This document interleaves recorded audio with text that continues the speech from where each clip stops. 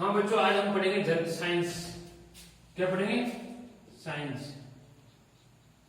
इसे नहीं बोलते विज्ञान। विज्ञान। और इसमें पढ़ेंगे अपन जनरल साइंस, जिसे आप बोलते हैं जीएस। जीएस बोलते जनरल साइंस। जनरल साइंस को मुख्य रूप से अपन तीन भागों में पढ़ेंगे। तीन भागों में पढ़ेंगे। इसके तीन भाग होते हैं मुख्य रूप से: बायोलॉजी, फिजिक्स,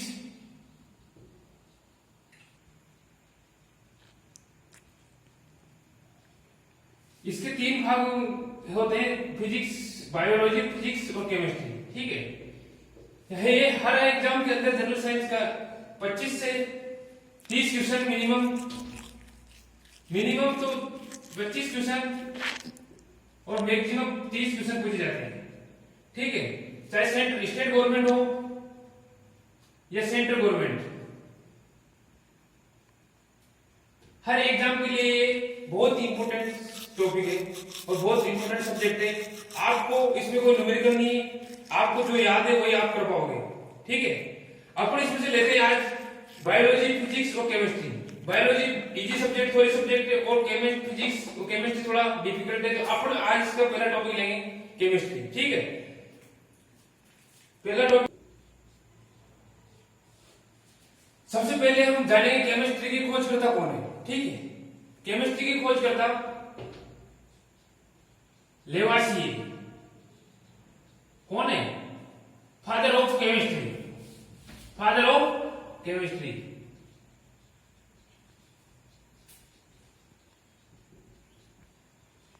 तो कौन है? लेवासिए।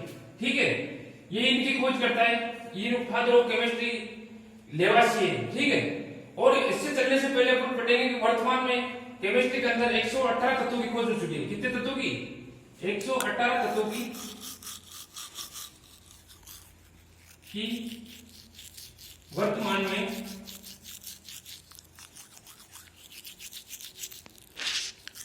खोज हो चुकी है। की सबसे छोटी इकाई,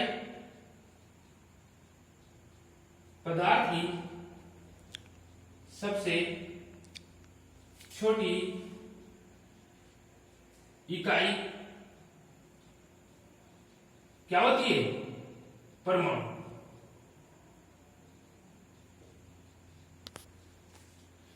पदार्थ की सबसे छोटी इकाई परमाणु होती है। ठीक है। और वर्तमान में केमिस्ट्री के अंदर 118 तत्वों की खोज हो चुकी है और फादर ऑफ केमिस्ट्री कौन है? लेवासिए। ठीक है। अपना टॉपिक रहेगा आज परमाणु। ठीक है। ये अपना टॉपिक, पहला टॉपिक रहेगा केमिस्ट्री के अंदर परमाणु। सबसे छोटी इकाई जिसका अपन विभाजन नहीं कर सकते, ठीक है, उसे हम परमाणु बोलते हैं। द्रव्य की सबसे छोटी इकाई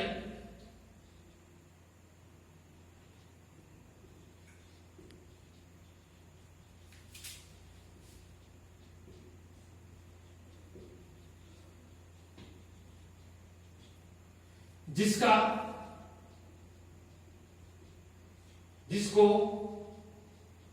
विभाजित नहीं किया जा सकता,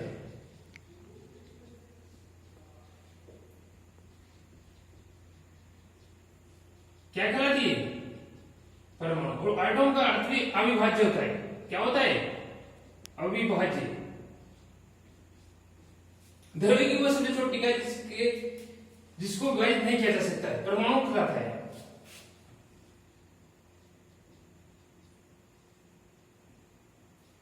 ठीक है। परमाणु के बारे में हमने उसकी डेफिनेशन पढ़ ली। अब आगे चलते हैं, परमाणु है क्या? समकक्ष जो चक्कर करते हैं, जो परमाणु के अंदर नाभिक होता है, सेंट्रो नाभिक में न्यूट्रॉन प्रोटॉन पाए जाते हैं और जो उसके समकक्ष घूमते हैं उसे इलेक्ट्रॉन बोलते हैं। इलेक्ट्रॉन। तो हम पढ़ेंगे इलेक्ट्रॉन, न्यूट्रॉन और प्रोटॉन।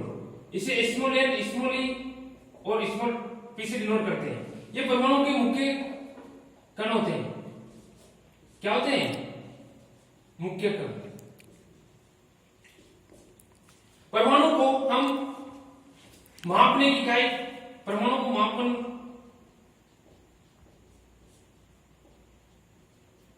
10⁻10 एंगस्ट्रॉम में करते हैं। किसमें करते हैं? एंगस्ट्रॉम में। और नाभिक को नापने की इकाई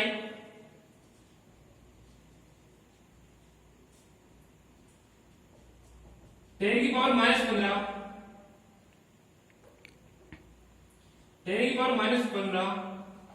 फार भी बोलते हैं। क्या बोलते हैं? फार भी बोलते हैं। जितने इसके ऊपर जो घात होती है परमाणु के उतने छोटे टुकड़े होते हैं। ये मीटर होता है, मीटर 1 मीटर के इतने टुकड़े कितने 10⁻⁻। जितनी इसके ऊपर घात होगी, जैसे 2 घात होगी तो 100 टुकड़े, 3 घात होगी तो 1000 टुकड़े, और 4 घात होगी तो 10,000 टुकड़े, और 5 घात होगी तो 1,00,000 टुकड़े। ठीक है, ये परमाणु की इकाई होती है एंगस्ट्रॉम मापने की, और इसकी नाभिक की मापने की इकाई होती है 10⁻15 फार। ठीक है, अपन आगे चलते हैं। परमाणु के अंदर सबसे पहले वैज्ञानिक आए थे रदरफोर्ड साहब। कौन आए थे? रदरफोर्ड साहब। रदरफोर्ड साहब आते हैं और एल्फा प्रकीर्णन का सिद्धांत देते हैं। एल्फा प्रकीर्णन का सिद्धांत देते हैं और गामा रे का उपयोग करते हैं। गामा रे का उपयोग करते हैं और वह परमाणु को लेने से पहले एक सोने का परमाणु लेते हैं। क्या लेते हैं? सोने का परमाणु।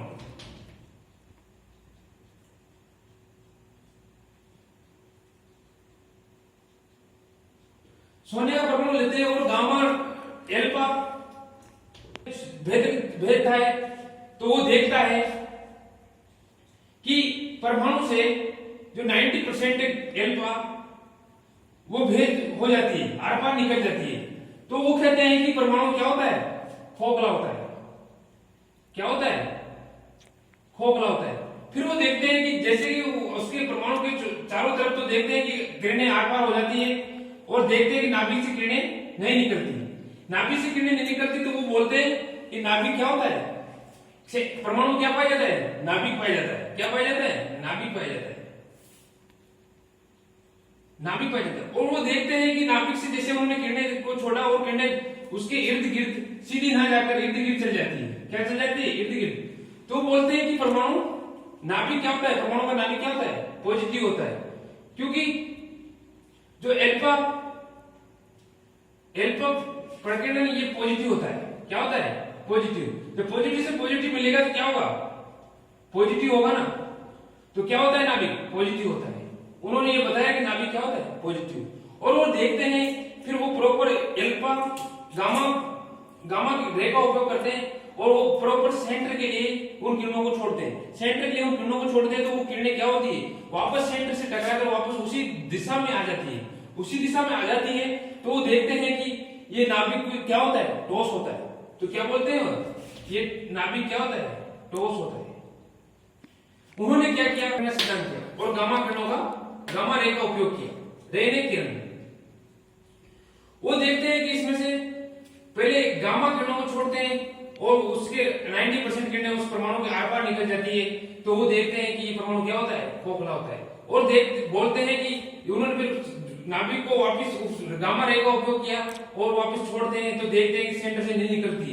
तो वो बोलते हैं कि इसमें क्या पाया जाता है? सेंटर पाया जाता है। फिर वो वापस उसी किरणों को प्रॉपर ओनली फॉर सेंटर के लिए छोड़ते हैं। सेंटर के लिए छोड़ते हैं तो किरणें उसके सीधी ना जाकर सेंटर से इर्द गिर्द निकल जाती है और इर्द गिर्द निकल जाती है। तो वो बोलते हैं कि क्या होता है? नाभिक पॉजिटिव होता है। और उसके बाद में फिर वो वापस सेंटर के लिए ही उस किरणों को यूज करते हैं और किरणों को छोड़ते हैं तो किरणें उसी दिशा में नाभिक से टकराकर वापस उसी दिशा में आ जाती है। तो वो बोलते हैं कि क्या होता है? नाभिक ठोस होता है। क्या होता है? नाभिक ठोस होता है। इस प्रकार रदरफोर्ड साहब ने परमाणु को समझाया। ठीक है, और उन्होंने सोने का परमाणु का उपयोग किया जिससे महिलाएं फेरती है। ठीक है, अब अपन आगे चलते हैं। रदरफोर्ड साहब बाद में आते हैं, अपने दूसरे वैज्ञानिक है, उनका नाम है गोल्डस्टीन। गोल्डस्टीन साहब आते हैं और वो परमाणु के नाभिक में खोज करते हैं। किसमें खोज करते हैं? नाभिक में। तो नाभिक की खोज किसने की थी? रदरफोर्ड ने। क्यों की थी? क्योंकि नाभिक उन्होंने पाया था कि नाभिक परमाणु में क्या होता है? नाभिक होता है। तो नाभिक खोज किसने की थी? गोल्डस्टीन ने। और गोल्डस्टीन साहब आते हैं और उसके ओनली फॉर नाभिक में खोज करते हैं। किसमें खोज करते हैं? नाभिक में खोज करते हैं, परमाणु के नाभिक में खोज करते हैं, नाभिक में खोज करते हैं और वो लेके आते हैं एक परमाणु प्रोटॉन साहब को दिखाते हैं रदरफोर्ड साहब से, ये कहीं आपका नाभिक तो नहीं, तो वो बोलते हैं नहीं ये तो कोई अलग है, तो वो बोलते हैं तो प्रोटॉन, क्या बोलते हैं? प्रोटॉन। तो प्रोटॉन की खोज किसने की? गोल्डस्टीन ने। ठीक है, गोल्डस्टीन के बाद में आते हैं दूसरे वैज्ञानिक चैडविक साहब भी आते हैं और वो भी क्या करते हैं? परमाणु के नाभिक की खोज करते हैं। किसकी खोज करते हैं? परमाणु के नाभिक की। परमाणु के नाभिक की खोज करते हैं तो वो लाते हैं न्यूट्रॉन साहब को दिखाते हैं गोल्डस्टीन साहब से बोलते हैं कि ये प्रोटॉन तो नहीं है, तो गोल्डस्टीन साहब बोलते हैं नहीं ये तो प्रोटॉन तो नहीं है और एक कोई है। तो चैडविक साहब ने किसकी खोज की? न्यूट्रॉन की। न्यूट्रॉन की खोज किसने की? चैडविक ने। उसके बाद में हमें तीसरे वैज्ञानिक आते हैं जे थॉमसन साहब आते हैं, तीसरे वैज्ञानिक है। तो वो परमाणु के तीसरे वैज्ञानिक आते हैं, चौथे वैज्ञानिक आते हैं अपने थॉमसन। कौन आते हैं? थॉमसन साहब क्या करते हैं? ये नाभिक के परमाणु के नाभिक की खोज नहीं करते, ये इसके इर्द गिर्द खोज करते हैं, ये बाहरी साइड में खोज करते हैं और ये लाते हैं इलेक्ट्रॉन को लाके चैडविक साहब को दिखाते हैं कि ये न्यूट्रॉन तो नहीं है। तो चैडविक साहब बोलते हैं न्यूट्रॉन तो नहीं है, ये तो कोई अलग है। तो इस इलेक्ट्रॉन की खोज किसने की? जे थॉमसन ने। तो इलेक्ट्रॉन खोज किसने की? जे थॉमसन ने। अब देखना नाभिक की खोज तो किसने की थी? रदरफोर्ड साहब ने। गोल्डस्टीन साहब ने किसकी? प्रोटॉन की खोज, और चैडविक साहब ने न्यूट्रॉन की और थॉमसन ने इलेक्ट्रॉन की खोज की। ये आपके एग्जाम में सीधे क्वेश्चन पुट होता है। ठीक है, ये आपको ध्यान रखनी चीजें। और उन्होंने किसके रदरफोर्ड साहब ने किसका उपयोग किया था? गामा रे का उपयोग किया था परमाणु को भेदने के लिए। ठीक है, और सबसे ज्यादा भेदन क्षमता भी गामा रे की होती है। किसकी होती है? गामा रे की। ये आपको ध्यान रखना है। और अपन आगे चलते हैं तो देखते हैं इसका द्रव्यमान, इलेक्ट्रॉन प्रोटॉन और न्यूट्रॉन का द्रव्यमान। तो एक क्वेश्चन ये आगे भी अपने इसके बारे में समझाएंगे, क्वेश्चन कैसे पढ़ता है आपको बताए गए। अभी तो इसके सीधा वैज्ञानिक का नाम पूछेगी कि इलेक्ट्रॉन खोज किसने की, प्रोटॉन खोज किसने की और न्यूट्रॉन खोज किसने की। ठीक है, अपन लेते हैं पहले इलेक्ट्रॉन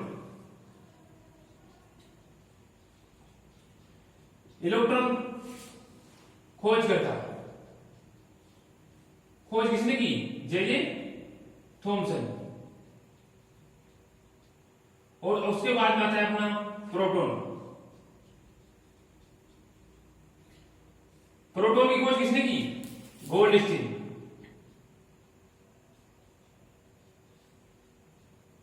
उसके बाद में आता है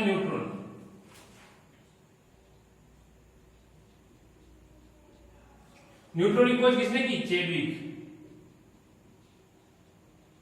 अब देखते हैं इसका द्रव्यमान, मास।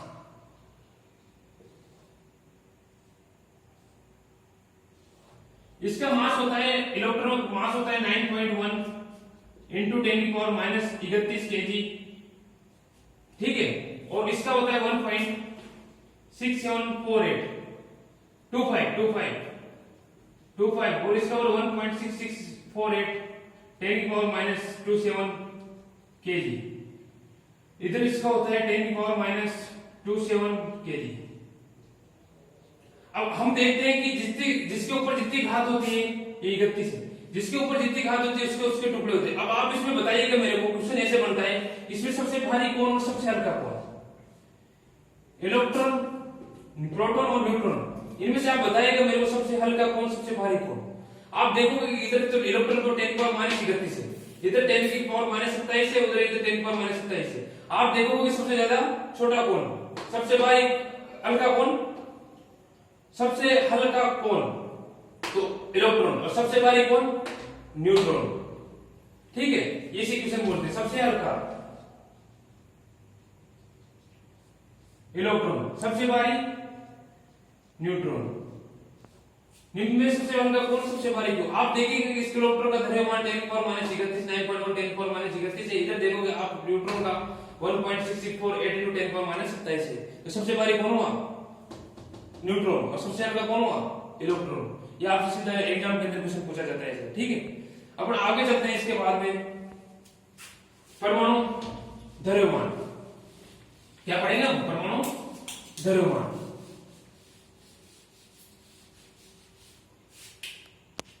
अगला टॉपिक अपना परमाणु द्रव्यमान।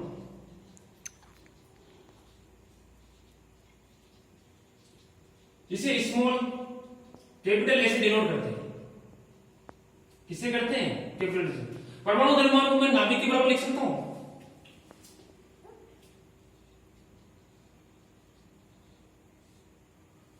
कैसे होते हैं नाभिक? परमाणु द्रव्यमान अपन क्या करते हैं, इसका जो इलेक्ट्रॉन होता है उसको भारी कक्ष नाभिक का इसमें भार होता है, बाकी भारी कक्ष का कोई इसमें नेगलेक्ट होता है, इसमें कोई भार नहीं होता है। तो अपन नाभिक को न्यूट्रॉन प्लस प्रोटॉन लिख सकते हैं, ये बराबर ये होता है अपना परमाणु द्रव्यमान। ठीक है, उसके बाद अपन आगे चले तो दूसरा आता है पॉइंट परमाणु क्रमांक।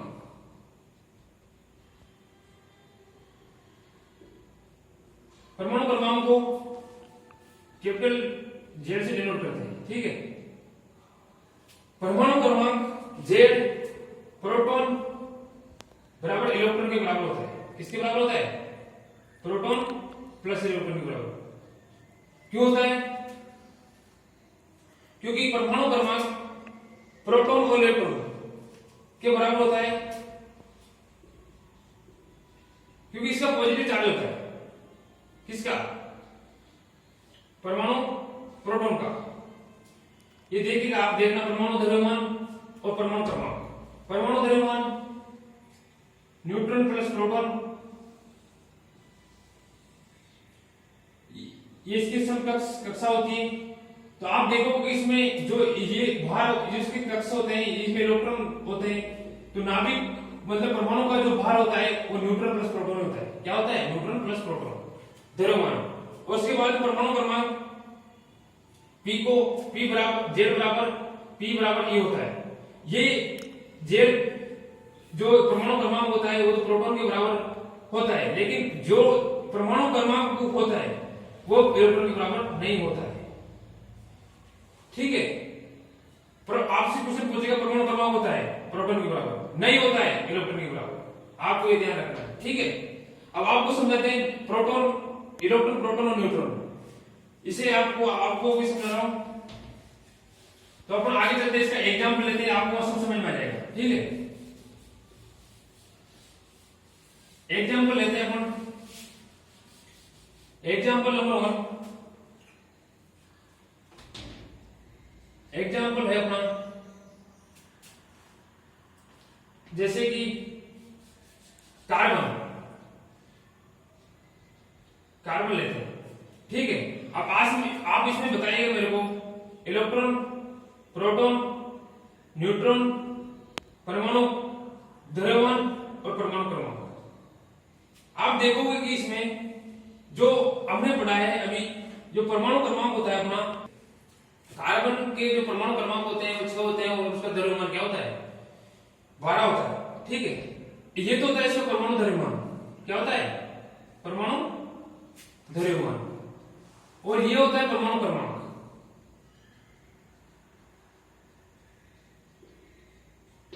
ठीक है, हमने पढ़ा था कि जो परमाणु क्रमांक होता है, परमाणु क्रमांक होता है वो प्रोटॉन के बराबर होता है। किसके बराबर होता है? प्रोटॉन के बराबर। और प्रोटॉन किसके बराबर होता है? इलेक्ट्रॉन के बराबर। ठीक है, और परमाणु क्रमांक किसके बराबर नहीं होता है? इलेक्ट्रॉन के बराबर। ठीक है, तो इसका इलेक्ट्रॉन क्या होगा? 6, और प्रोटॉन क्या होगा? 6, और न्यूट्रॉन क्या होगा? न्यूट्रॉन होता है ऊपर वाला माइनस नीचे वाला। तो ऊपर क्या है? ऊपर क्या है? Proton plus neutron. तो न्यूट्रॉन का कोई चार्ज नहीं होता। क्या नहीं होता? चार्ज नहीं होता। और इसका प्रोटॉन में क्या होता है? पॉजिटिव होता है। और इलेक्ट्रॉन क्या होता है? न्यूट्रॉन होता है। तो और न्यूट्रॉन और पॉजिटिव, जैसे अब प्रोटॉन में पॉजिटिव होता है और इलेक्ट्रॉन होता है जो नेगेटिव होता है। तो 12 माइनस 6, तो कितने बचे? 6, न्यूट्रॉन 6। उसके बाद हम चलेंगे परमाणु द्रव्यमान। परमाणु द्रव्यमान हमने क्या पढ़ा? Neutron plus proton. तो न्यूट्रॉन का तो कोई वही नहीं, तो न्यूट्रॉन प्लस प्रोटॉन हो गए अपना जो परमाणु द्रव्यमान है। परमाणु द्रव्यमान को क्या बोलते हैं? परमाणु द्रव्यमान को न्यूट्रॉन प्लस प्रोटॉन बोलते हैं। न्यूट्रॉन प्लस प्रोटॉन कितना है? 12। उसके बाद परमाणु क्रमांक। प्रोटॉन क्रमांक क्या होता है? प्रोटॉन जेड बराबर प्रोटॉन बराबर इलेक्ट्रॉन। तो प्रोटॉन कितना है? 6 और इलेक्ट्रॉन कितना है 6, तो अपना परमाणु क्रमांक क्या हो जाएगा, परमाणु क्रमांक क्या हो जाएगा 6। इस तरह से आपसे एग्जाम्पल पूछा जाता है, आपको सीधा क्रमांक दे देगा, जैसे कि ऑक्सीजन, एग्जाम्पल नंबर ऑक्सीजन का दे देगा, आपको ऑक्सीजन का दे देगा, परमाणु क्रमांक दे देगा और द्रव्यमान दे देगा। ठीक है, अब परमाणु क्रमांक ऑक्सीजन का आपको एग्जाम्पल दे देगा और पूछ लेगा न्यूट्रॉन क्या है, इनमें से प्रोटॉन क्या है। तो आपको न्यूट्रॉन मैंने बताया कि ऊपर वाला माइनस नीचे वाला, नीचे वाला कौन होता है, इलेक्ट्रॉन या प्रोटॉन। इसको क्या मानते हैं, इलेक्ट्रॉन या प्रोटॉन या परमाणु क्रमांक। ठीक है, तो ऊपर वाला तो क्या होता है, प्रोटॉन, न्यूट्रॉन प्लस प्रोटॉन होता है। प्रोटॉन क्या होता है, पॉजिटिव चार्ज होता है इस पे, और इसमें क्या होता है, नेगेटिव चार्ज होता है। तो इसमें नेगेटिव चार्ज होता है, तो नेगेटिव चार्ज जैसे पॉजिटिव से जाएगा माइनस होगा, तो 16 माइनस 8 क्या हो गया 8। और जैसे इसका पूछेगा प्रोटॉन क्या है, प्रोटॉन जो उसका परमाणु क्रमांक होगा वही उसका प्रोटॉन होगा। क्या होगा, परमाणु क्रमांक क्या है 8, परमाणु क्रमांक 8 होगा वही इसका प्रोटॉन होगा। ठीक है, उसके बाद में इसका जेड क्या होगा, परमाणु क्रमांक, परमाणु क्रमांक होगा इसका 8, और इलेक्ट्रॉन क्या होगा वो भी 8। तो आपको ये चीजें आपको आनी चाहिए। ठीक है, ये आपसे सीधा एग्जाम्पल पूछता है और एक मुख्य कण को ले लेता है परमाणु के, और उससे पूछ रहे हैं इसका न्यूट्रॉन क्या है, इसका प्रोटॉन क्या है, इलेक्ट्रॉन क्या है। ठीक है, अब आगे जैसे चलेंगे हम, आगे हम पढ़ेंगे प्रोटॉन पे। ये ध्यान रखना, प्रोटॉन पे और न्यूट्रॉन और इलेक्ट्रॉन पे क्या क्या चार्ज होते हैं। ठीक है, दूसरी चीज प्रोटॉन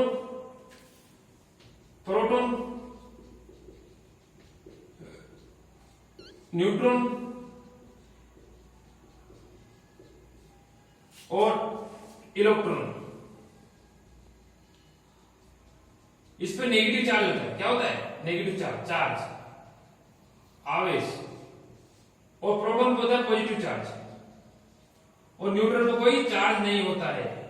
ये आपको ध्यान रखना है। ठीक है,